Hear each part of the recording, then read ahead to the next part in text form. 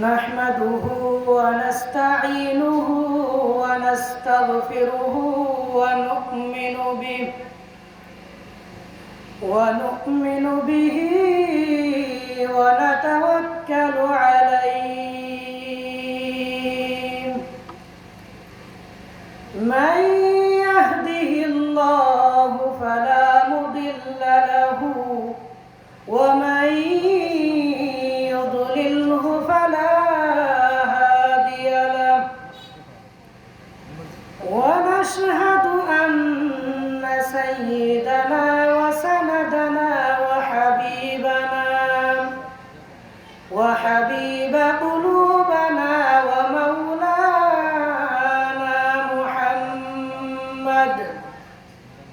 ومولانا محمدا عبده ورسوله أرسله بالحق بشيرا ونذيرا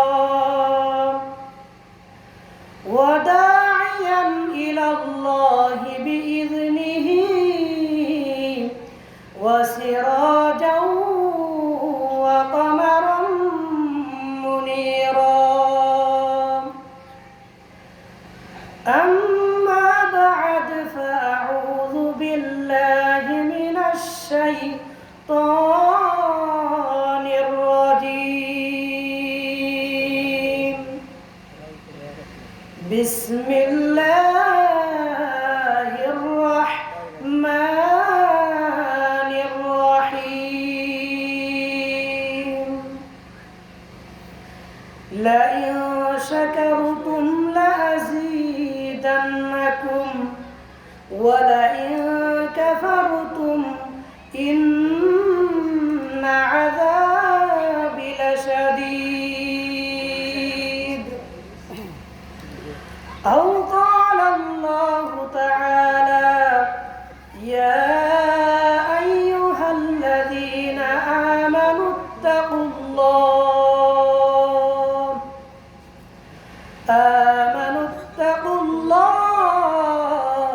حق تقاته صدق الله المولانا العظيم وصدق رسوله النبي الكريم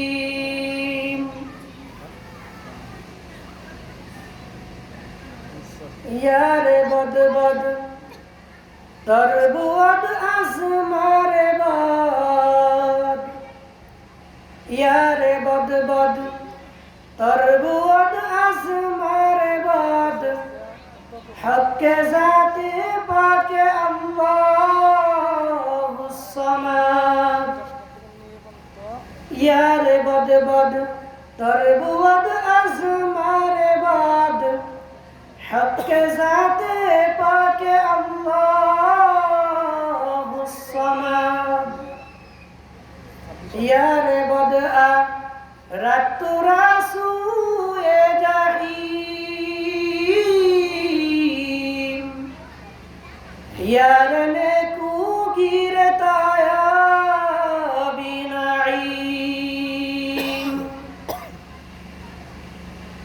কে দিল রে গাছের ডালে এত সুন্দর মধু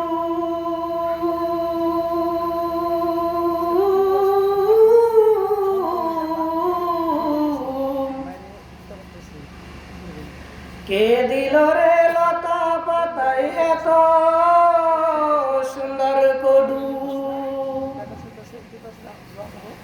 কে করিল সৃষ্টি আসমান কে করিল জমিন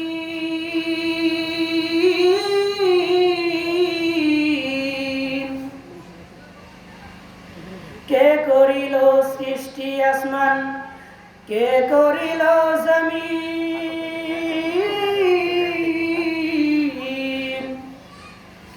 সে তো আর কেউ নয় সে আমার আল্লাহ রব্বুল আলামিন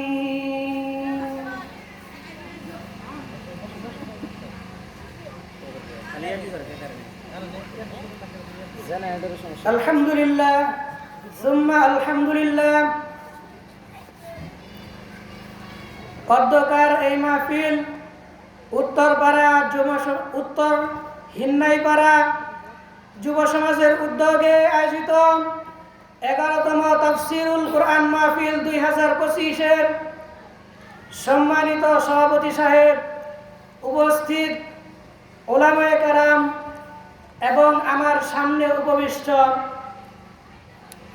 সম্মানিত এলাকাবাসী এবং পর্দার অন্তরালের আমার মা বোনেরা, সকলের প্রতি আমার আন্তরিক অভিনন্দন এবং শুভেচ্ছাবাদ। আমি আপনাদের সম্মুখে মহান রব্বে কারিমের, আমাদের সৃষ্টিকর্তা মহান মালিকের দেয়া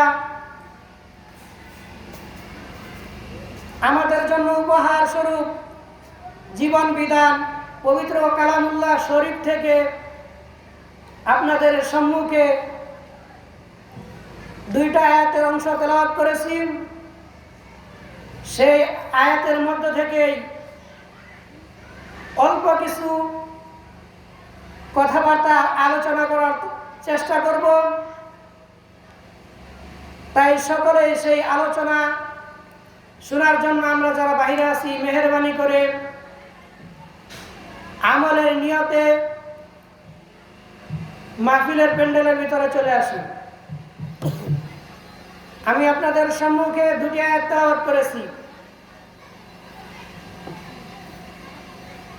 একটি হলো মহান রব্বে কারিম আমাদেরকে নেয়ামত দান করেছেন সেই সমস্ত নেয়ামত সম্পর্কে, একটি কি ভাই নেয়ামত সম্পর্কে। আরেকটি তেলাওয়াত করেছি রব্বে কারিমের তাকওয়া কিভাবে, রব্বে কারিমের কতটুকু আমাদেরকে তাকওয়া থাকতে হবে, কেমন তাকওয়া থাকতে হবে সেই সম্পর্কে। তো এই 2টি আয়াতের ওই সম্বন্ধে টুটাফাটা কিছু আলোচনা করার চেষ্টা করব। সকলেই আমলের নিয়তে শুনবেন এবং দ্বীনি দাওয়াত হিসেবে গ্রহণ করবেন। রব্বে কারিম পবিত্র কুরআনুল কারীমের মধ্যে বলেন, ইয়া লা ইন শাকারতুম লা আযীদান্নাকুম ওয়া লা ইন কাফারতুম ইন্না আযাবী লাশাদীদ। রব্বে কারিম মহান মালিক পবিত্র কোরআনের মধ্যে বলেন, লা ইন শাকারতুম লা আযীদান্নাকুম, যে ব্যক্তি আমার নেয়ামত পাইয়া, আমার নেয়ামত খাইয়া আমি রব্বে কারিমের শুকরিয়া আদায় করবে, আমি তার নেয়ামতকে বাড়াইয়া দিব। ওয়ালা ইন কাফারতুম, আর যে ব্যক্তি আমি রবের নেয়ামত পাইয়া, আমার নেয়ামত খাইয়া নেয়ামতের না শুকরিয়া আদায় করিবে, আমি তার নেয়ামতকে ছিনাইয়া নিব।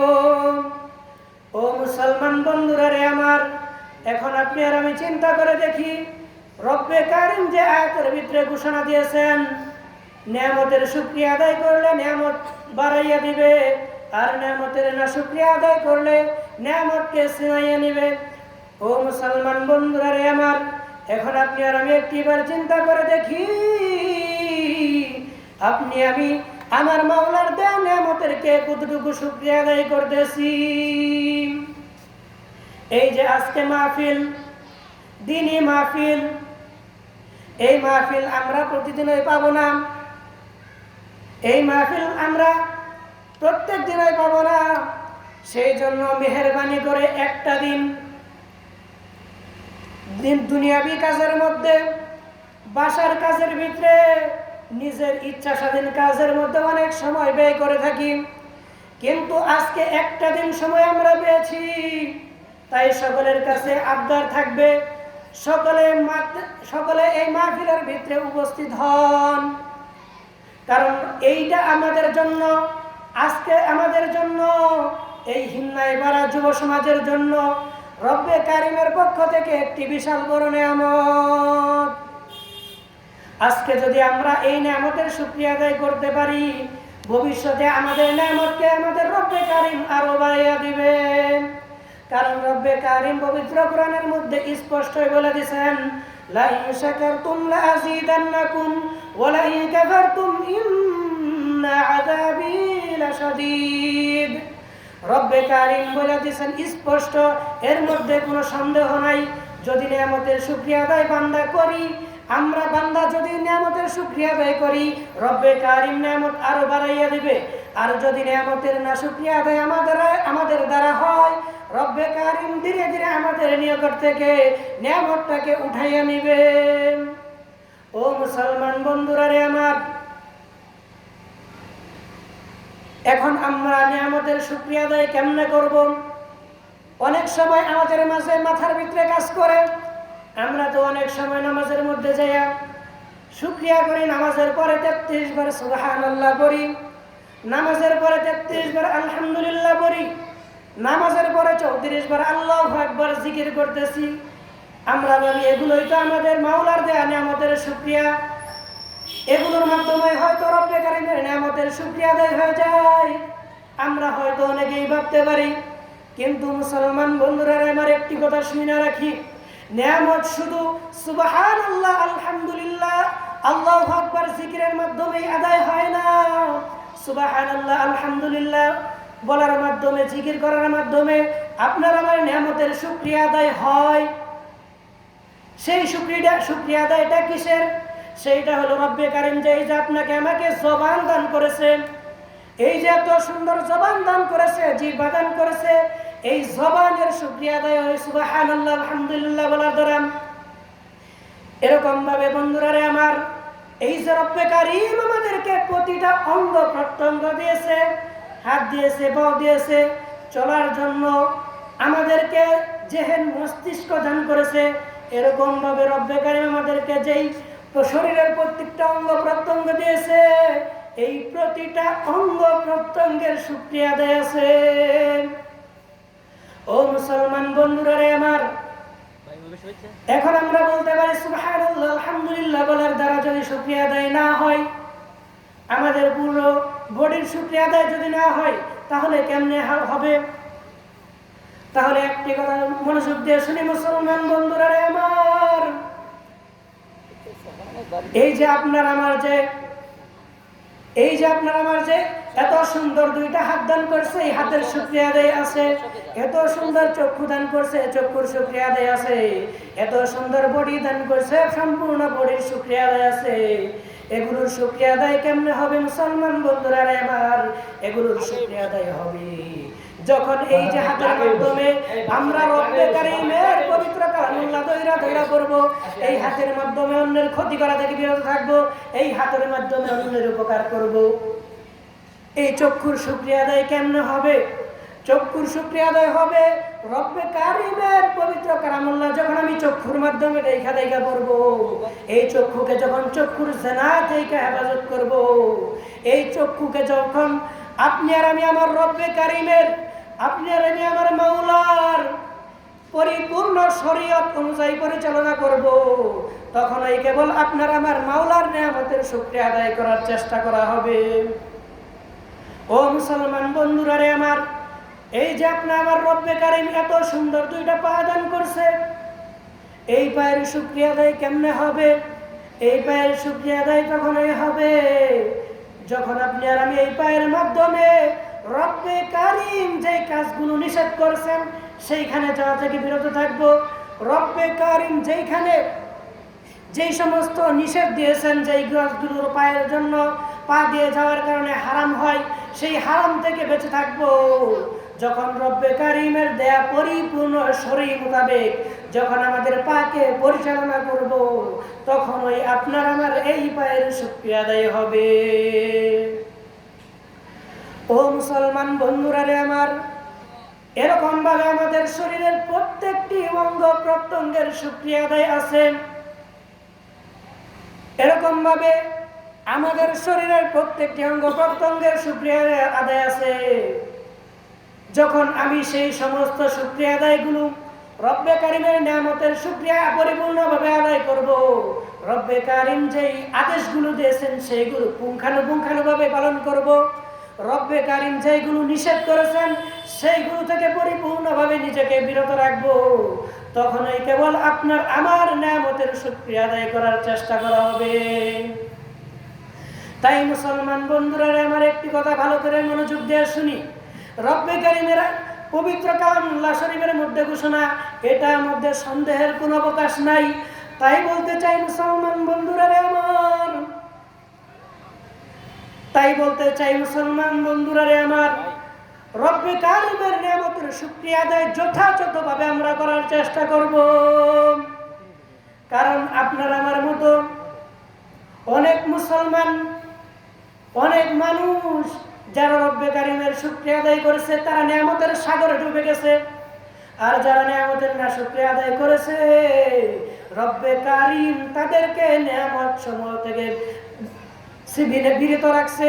তাদের কাছ থেকে আমার মালিক আপনার মালিক নিয়ামত সমূহকে ছিনাইয়া নিছে। ও মুসলমান বন্ধুরা আমার, ঘটনা মনে করা যায়, বনি ইসরাইলের যুগে 3 জন ব্যক্তি ছিল অতীতকালে। রব্বে কারিম তাদেরকে অসুস্থ অবস্থায় রাখছিল। 3 জন ব্যক্তির প্রত্যেকেই এক একজন এক এক রোগী ছিল, এক এক সমস্যা রোগী ছিল। একজন ছিল কুষ্ঠ রোগী, আরেকজন ছিল টাকওয়ালা, আরেকজন ছিল অন্ধ। কিন্তু আবার তাদের প্রত্যেকেই ছিল অত্যন্ত গরিব, একদম অসহায় নিঃস্ব। তখন রব্বে কারিম ওই 3 ব্যক্তিকে পরীক্ষা করার জন্য ইচ্ছা করলেন। ওই 3 ব্যক্তির নিকট রব্বে কারিম একজন ফেরেশতা পাঠাইলেন। ফেরেশতা পাঠাইয়া ওই 3 ব্যক্তিকে বলতে যেই আদেশ দিলেন ফেরেশতা, সেই আদেশ মোতাবেক ওই 3 ব্যক্তির প্রথম ব্যক্তির নিকট আসলো যিনি কুষ্ঠরোগী। ওই ব্যক্তির নিকট আসলো। ওই ব্যক্তির নিকট আইসা বলতেছে, হে ভাই, আপনি কোন জিনিস সবচেয়ে বেশি পছন্দ করেন? তখন ওই কুষ্ঠরোগী ব্যক্তি বলতেছে, আমি এখন এই মুহূর্তে ওই জিনিসই পছন্দ করি যেটা এখন আমার অত্যন্ত দরকার। অর্থাৎ এই যে আমি কুষ্ঠরোগী, আমাকে যদি আল্লাহ রাব্বুল আলামিন সুস্থ করে দিত। তখন ওই ফেরেশতা ওই কুষ্ঠরোগীর মাথায় হাত বুলিয়ে দিল, শরীরে হাত বুলিয়ে দিল। তৎক্ষণাৎ রব্বে কারিম তার শরীরের কুষ্ঠরোগকে ভালো করে দিল। তখন ওই ফেরেশতা আবার প্রশ্ন করলো, এখন আপনার কোন জিনিস অধিক প্রিয়? তখন ওই ফেরেশতা বলল, এখন ওই ব্যক্তি ফেরেশতাকে বলল, এখন আমার নিকট অধিক প্রিয় হলো সম্পদ হিসেবে যদি রব্বে কারিম আমাকে একটি উটনি দান করত। তখন ফেরেশতা আল্লাহ তাআলার হুকুমে ওই লোকটিকে একটি উটনি দান করলেন। তখন তার সাথে কথাবার্তা বলা শেষে ফেরেশতা আবার আরেক ব্যক্তির নিকট গেল যিনি ছিল তাকওয়ালা। তখন ওই ব্যক্তিকে যা বলতেছে, হে ভাই, এই মুহূর্তে আপনার কি প্রয়োজন? তখন ওই ব্যক্তি বলল, এই মুহূর্তে আমার সবচেয়ে বেশি যেটা প্রয়োজন, আল্লাহ তাআলা যদি আমার এই টাক মাথাটা ভালো করে দিত। তখন ওই ফেরেশতা ওই ব্যক্তির মাথায় হাত বুলিয়ে দিল। তৎক্ষণাৎ রব্বে কারিম তার মাথার টাককে সম্পূর্ণরূপে ভালো করে দিলেন, অর্থাৎ একজন পরিপূর্ণ চুলওয়ালা হয়ে গেল। তখন ওই ব্যক্তিকে আবার ফেরেশতা জিজ্ঞাসা করলো, মাল হিসেবে কোন জিনিস আপনি অধিক বেশি পছন্দ করেন? তখন ওই ফেরেশতা আবার বলল, এখন আমি ওই জিনিস সবচেয়ে বেশি পছন্দ করি মাল হিসেবে, রব্বে কারিম যদি আমাকে একটি গরুর গাভী দান করত। তখন রব্বে কারিমের আদেশে ফেরেশতা ওই ব্যক্তিকে একটি গাভী দান করলো। তখন তার কাছ থেকে ফেরেশতা বিদায় নিয়ে ওই 3য় নম্বর ব্যক্তি যিনি ছিল অন্ধ তার নিকট চলে গেল। তার নিকট চলে যাওয়ার পর ওই অন্ধ ব্যক্তিকে বলতেছে, হে ভাই, আপনি কি জিনিস সবচেয়ে বেশি অধিক পছন্দনীয়? কোন জিনিস আপনি বেশি পছন্দ করেন? তখন ওই অন্ধ ব্যক্তি বলল, এখন যদি আমার চক্ষু 2টা ভালো হয়ে যেত। তখন ওই ফেরেশতা অন্ধ ব্যক্তির চক্ষুতে হাত বুলিয়ে দিল। তৎক্ষণাৎ ওই অন্ধ ব্যক্তি ভালো হয়ে গেল। তখন ওই অন্ধ ব্যক্তি বলতেছেন, তখন ওই অন্ধ ব্যক্তিকে ফেরেশতা জিজ্ঞাসা করতেছে, এখন আপনি কোন জিনিস মাল হিসেবে পছন্দ করেন? তখন ওই ব্যক্তি বলল, এখন যদি রব্বে কারিম আমাকে একটি ছাগল দান করতো, ছাগল আমার কাছে অধিক পছন্দনীয়। তখন রব্বে কারিম এর আদেশে ওই ফেরেশতা তাকে একটি ছাগল দান করলো। তখন তখন ওই ফেরেশতা তার কাছ থেকে বিদায় নিয়ে চলে গেল। বিদায় নিয়ে যাওয়ার পর মহান রব্বে কারিম আমার আল্লাহ ওই তিন ব্যক্তিকে পরীক্ষা করার জন্য ইচ্ছা করলেন। তখন রব্বে কারিম ফেরেশতাকে বলল, যাও তুমি এই বিষয় নিয়ে ওই তিন ব্যক্তির সামনে হাজির হও। তাদেরকে পরীক্ষা করার ইচ্ছা অনুযায়ী রব্বে কারিম ফেরেশতাকে তাদের নিকট প্রেরণ করলো। তখন ফেরেশতা সর্বপ্রথম ওই কুষ্ঠরোগীর নিকট আইসা বলতেছে, হে ভাই, আমি তো অত্যন্ত গরিব, আমার কোনো সম্পদ নাই, আমার কিচ্ছু নাই, থাকার মতো কোনো জায়গা নাই। এই যে দেখা যাইতেছে আপনার তো অনেক অনেক উটনি, আমাকে এখান থেকে একটি মাত্র উটনি দান করেন। তখন ওই ব্যক্তি দিতে অস্বীকৃতি জানালো। তখন ফেরেশতা আবার জিজ্ঞাসা করলো, হে ভাই, এই যে আপনি এত ধন সম্পদের মালিক, এত এত উটনির মালিক কেমনে হলেন?